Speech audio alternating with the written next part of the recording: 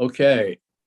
Okay. Good afternoon, everyone. Thank you for your attendance at the Public Safety Committee meeting. We welcome you to the committee meeting, and the Public Safety Committee becomes really important today. It was always important, but with everything that's going on, the participation of the Public Safety Committee is so very important and very key if you listen to the governor and to the president.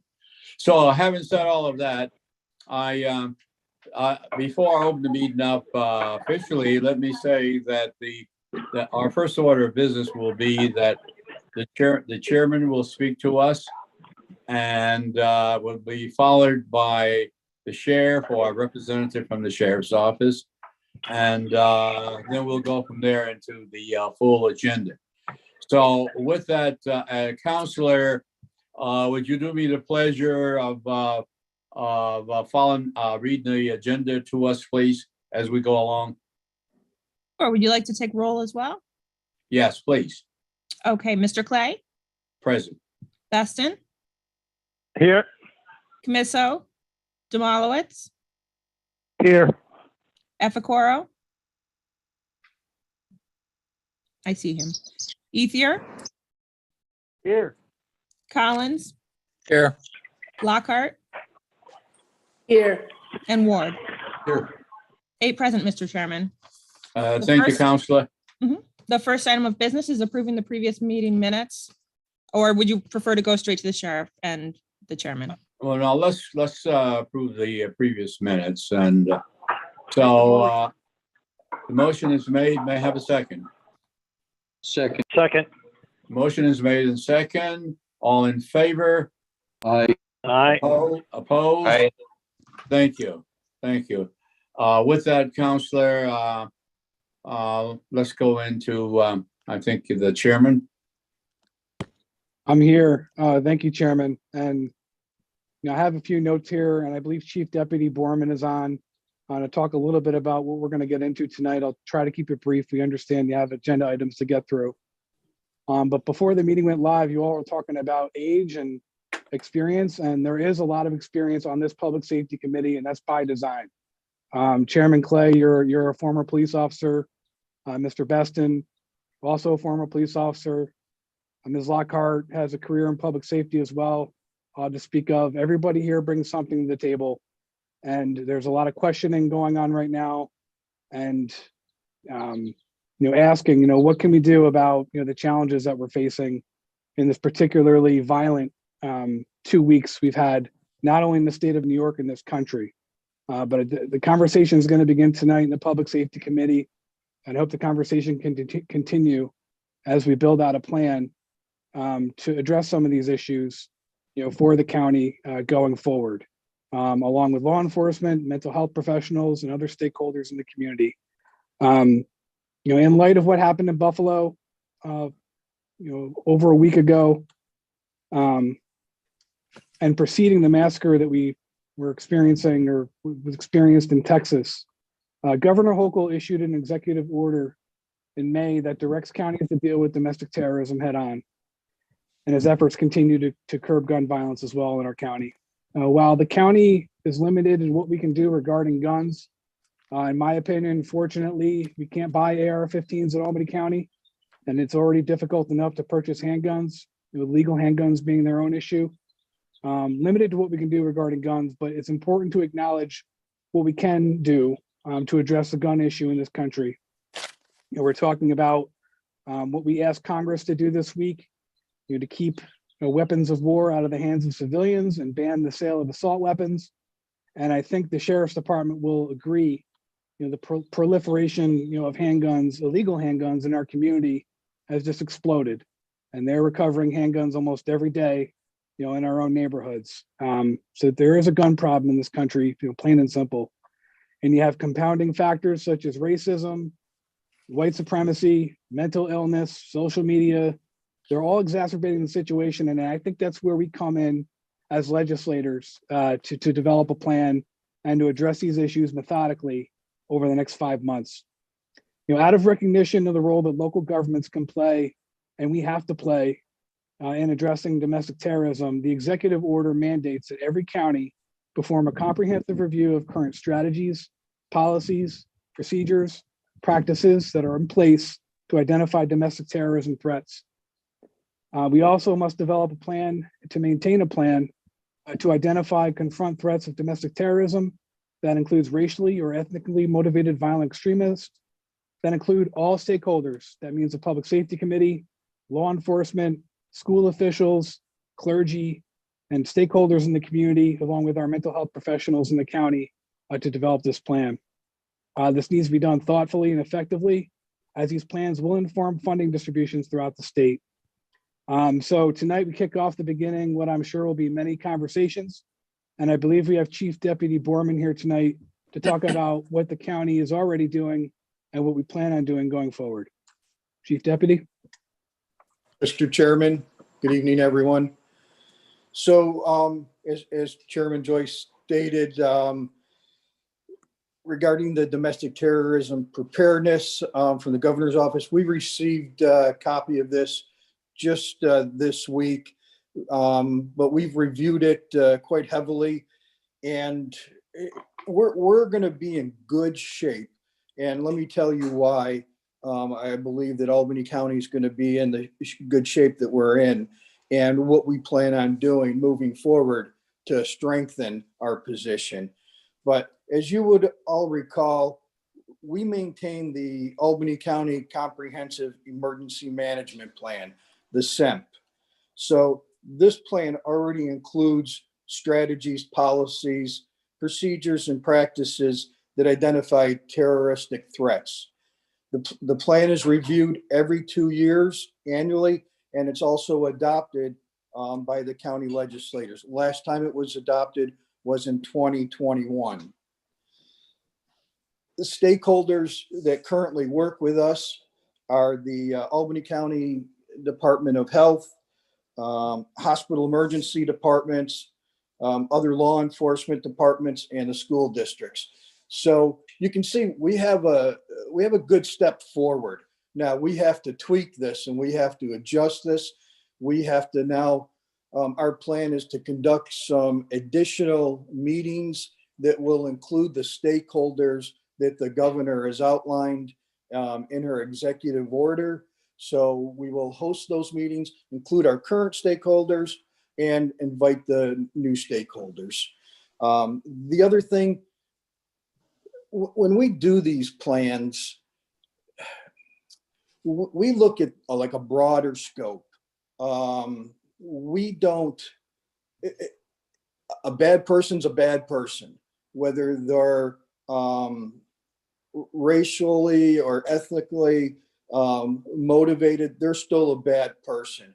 But we do realize that with the changing times that we may have to educate our people, our officers, to be more alert to those type of extremist groups. So those are the two keys that we're going to start focusing on to build on what we already have with this comprehensive emergency plan that's currently in place. Now, there's one other thing that that you folks may not be aware of, but there's also what's called the Comprehensive Emergency Preparedness Assessment. And this assessment is conducted by the New York State Department of Homeland Security and Emergency Services, their planning division particularly. And the assessment is conducted every 3 years. The last time it was done was in 2017 because of COVID. We're scheduled for June 22nd. So what this basically is a panel from Division of Homeland Security comes in and evaluates us and our stakeholders. In the last one, we received very strong ratings in counterterrorism operations based on our existing partnerships. Our last assessment, we were assessed on 28 critical capabilities, and out of the 28, we were above the state average in 24 of those capabilities.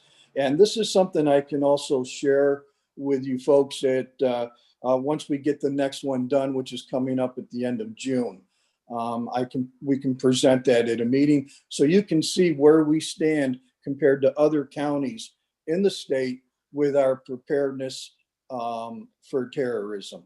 So we understand that we have some work to do to meet the standards of the governor's executive order, but we feel that we're not starting from scratch and that we have a good foothold, but we need to tweak some things and reach out to a few more people and get some input.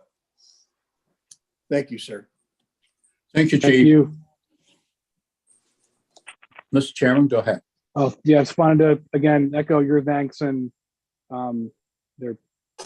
obviously there's been a lot of good work done already. There's a good framework together. The governor wants a plan by 31 December. And I spoke with the sheriff this afternoon, and we think, if we could get a draft, what we hope is that our respective staffs can work together to help you build out, the remaining, elements that need to be included in the plan. But if we could get a draft to review by October, we think that'd be feasible to get us ready for that December deadline. And we look forward to helping you and working with you on it. Yes, sir, Mr. Chairman. That sounds great. Sheriff Apple told me he needed it in 2 weeks. Okay. There you go. I'm just joking. You all know Sheriff Apple well enough. Yeah. Thank you. Unless anybody has any questions for me, that's all we have, but we do look forward to working with you on this. Yes, sir. Bill, I have a question. Yes, Gary. Thank you, Mr. Chairman and Deputy Sheriff. This is getting totally ridiculous what's going on in this country today, and my heart goes out for those families. But until we stop electing people in office that have no problem with assault weapons being sold and taking money from the NRA, nothing's going to get changed. Our problem is in Washington. That's where our problem is. The problems in Albany County begin in Washington. And as long as the NRA keeps wheeling her power around and these politicians keep taking their money and their endorsements, nothing will ever get changed. That's the problem. Thank you, Mr. Chairman. Thank you, Gary. Is there anyone else like to comment? Yes, I do have a quick question for Lee, Mr. Chairman. Go ahead, please. All right. So my question for Lee, before the governor made this request, do we already have a plan for Albany County? Yes, sir. Yes, sir. We have what we call a comprehensive emergency plan for Albany County. Okay, thank you very much. And also, Mr. Chairman, for you, Bill, is it possible we can invite the Albany Chief of Police? I know Albany County is different counties, but I'm particular about the city of Albany. Is it possible we can invite the police chief to speak to us with regards to policing in Albany, in the city of Albany? I'm sure Absolutely. we can. Yes. Yep. Can we do that then? Thank you very much. Yeah. Anyone else? I have a question for Chief Deputy. Chief, how many schools in our county have an SRO officer present in them? It's easier to tell you which ones don't. Okay. So Voorheesville does not. And I'm kind of talking school districts because like RCS has four campuses. Yes. They have 2 SROs, one assigned at the high school and middle school, but a couple hours each day they go to the other campuses. Yeah. So Voorheesville. Chief Deputy, if I could just interject, can we take this question offline? And I don't know if this is a security issue. Okay. It's your call. I'm not trying to stop it, but I don't. We've discussed this before. It's been an open forum before about Voorheesville not having, it's been in social media because we were there at one point and then they chose not to re-engage with us for the last 2 years. Now, with that being said, even before the governor made her announcement about the state police going to the schools, I know for a fact that the state police and our normal road patrol would frequently go to Voorheesville and help out there. But I'll be honest with you, off the top of my head, in Albany County, that might be about the only one that currently doesn't. Okay, thank you. Yep. Chairman Clay? Yes, go ahead, Mark. Yeah, I have a question for Chairman Joyce. Andrew, what is the state asking us for? Because we already have a comprehensive emergency plan. So they are asking us for a specific plan for mass shootings, or what is it that we're required to do? Governor Hochul issued an executive order on May 18 that directs counties to deal with domestic terrorism head on as efforts continue to curb gun violence. And I think there must be a carve out, or there must be some sort of accounting for threats of domestic terrorism that include racially or ethnically motivated violent extremists. And the plan has to be informed by stakeholders, including law enforcement, school officials, mental health professionals. And I believe, as we go forward in this process, we need to include, additional people into that, in consultation with the sheriff's department. So there's an element to the plan that we have right now. We have a good plan right now that addresses a lot, but there's an element that's missing, which we are going to develop no later than 31 December. All right, so this expands on what we have then. Okay, Right. thanks, Andrew. Thank you, Yep. Chairman Clay. Thank you, Mark. Anyone else? If not, then we'll move on. Let me, Chief, let me thank you. Mr. Chairman, let me thank you for your presentation. And I'm certainly that all the members of the Public Safety Committee will take very seriously what's happened. And as we look to the future, I certainly hope this committee, Mr. Chairman, will play an important part as this plan is developed along with the sheriff's office, and that that we will be kept informed, and anything that we can add to it. I'm sure we do have a lot of experience on this committee, and we'd like to share this with with the sheriff's office and others that are developing the plan. So thank you, Chief. Again, let me thank you. Yes, sir. And look forward to working with you. Thank you. Okay, Counselor? Oh, sure, Mr. Chairman. Item 8 is the next item. It's amending the 2022 Sheriff's Office budget for personnel changes. Okay. What about number 2? We're We skipping did the out of meetings. order. Gary, Oh, we're we're skipping out of order. order? I didn't. The sheriff's chief deputies here. Okay, I didn't hear that. Okay. Chief? Yep, Mr. Chairman, we're requesting legislative approval to authorize the following personnel changes. We've also are attaching a budget amendment to this. What we'd like to do is eliminate one correction officer position, one clerk position, and add 2, we're going to call them senior investigator positions. They're correction positions. This is going to help allow us to get a female supervisor at the jail during late evening hours. It's budget neutral. We're just kind of changing a couple titles around to make adjustments to better fit our needs at the jail. Any questions? Make a motion. I'll second it. Second. Motion's made and second. All in favor? Aye. Opposed? Opposed? Thank you. Motion is carried. Counselor? Continuing on with items that are the sheriff's, item 9 is withdrawn. And item 10 is authorizing the submission of a grant application and an agreement with the Research Foundation for Mental Hygiene for grant funding.